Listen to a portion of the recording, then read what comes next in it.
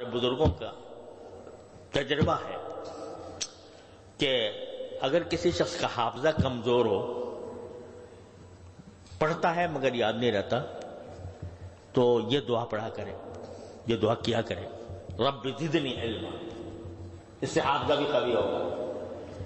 اگر سمجھ میں آنے میں دشواری ہوتی ہے تو پھر بھی یہ پڑھا کرے، رب زدنی علما، کیونکہ اس دعا کے ذریعے وہ دو پریشانیاں حضور کی رفع کی گئی نا۔ ایک پریشانی یہ تھی کہ یاد کیسے کروں اس کو، ایک پریشانی یہ تھی کہ اس کو سمجھوں کس طرح۔ دونوں پریشانیوں کا علاج آپ نے فرمایا رب زدنی علما، یہ کہو رب زدنی علما۔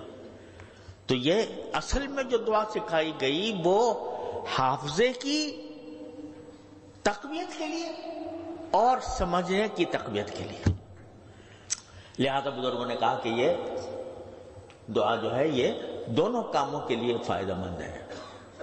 اس سے حافظہ بھی بڑھتا ہے، اس سے فہم بھی بڑھتی ہے، سمجھ بھی بڑھتی ہے۔ اور یہ میں بار بار آپ سے عرض کرتا رہا ہوں کہ جب اللہ تعالیٰ فرماتے ہیں قل،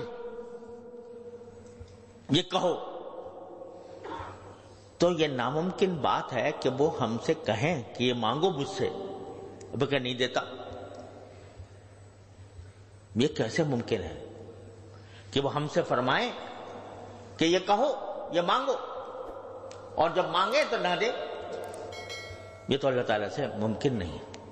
لہذا جتنا کہو گے اتنا ہی انشاءاللہ اس کا نتیجہ نکلے گا، حافظہ بھی بڑھے گا اور سمجھ بھی بڑھے گی۔